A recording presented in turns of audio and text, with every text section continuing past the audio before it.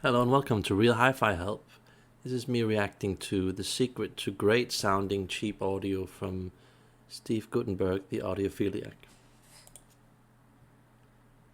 How you doing, everybody? It's Steve Guttenberg here, the Audiophiliac. And you know what's on my mind today?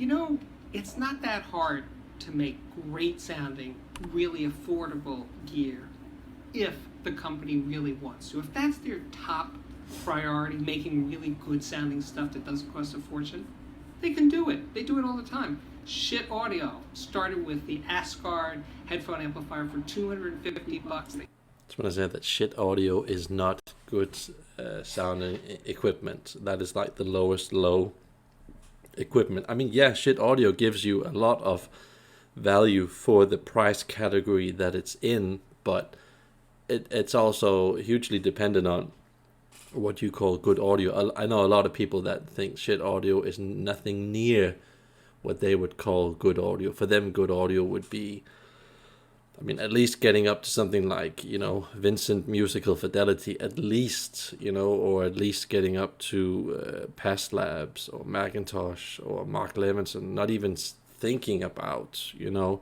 really top brands out there. So that's pretty relative good audio. Still make it. It's Class A, fully discreet, great sounding amp, made in the United States with American parts.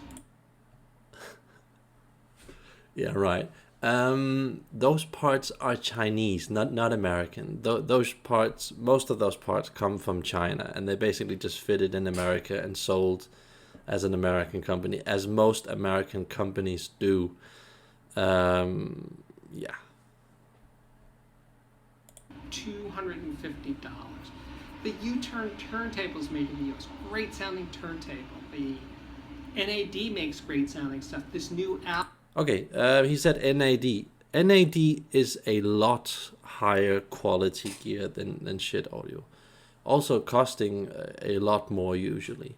NAD is kind of a good all-round sound where you get quite a lot for your money in that price category. A bit like shit, whatever you say. They're each in their own price category. It's like a totally different market between shit gear and the really good NAD gear. But yeah, NAD are pretty good. NAD, they're pretty good for the money. Roxanne is pretty good for the money. YBA is very, very good for the money, even better than Hegel and NAD. So yeah. Outlaw RR2160 stereo receiver. It's $800. Awesome. ELAC does it with their affordable speaker. Yeah, Steve Gutenberg, he has a thing with ELAC. I'm not sure if he's friends with the guy from ELAC or whatever it is, but ELAC makes some okay gear for the sound, but I mean, it's not top sound. No. There's the B6, $280. Lots and lots of really good stuff, because those companies are driven to make superb sounding products that don't cost a fortune. That's what it takes. Now, there's lots of cheap stuff out there that doesn't sound good and it's uninspired because Yeah, he just mentioned a lot of that. it's cheap. But if they want to make it good, they can.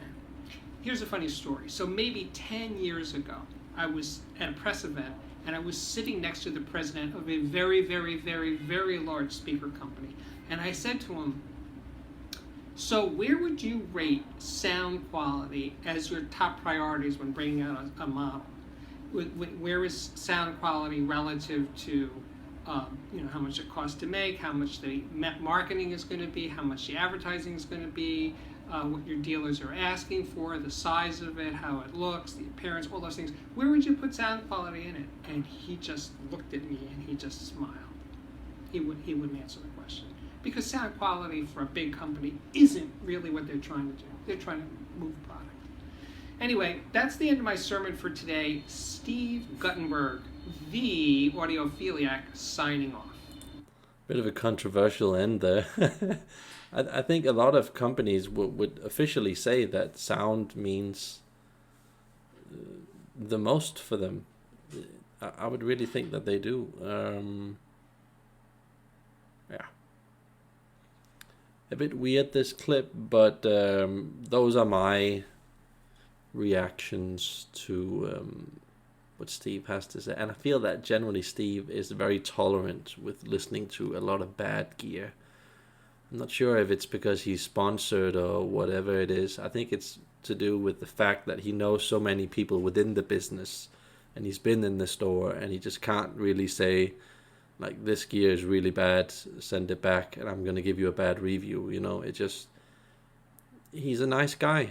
He's a nice guy, but I do find him to be a bit gullible, a bit on the selling side. You know, he is an ex audio store seller, so you can really feel that.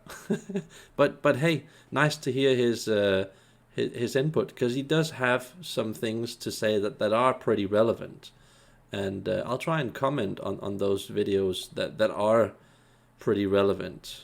So that's all for today, and remember to like and subscribe.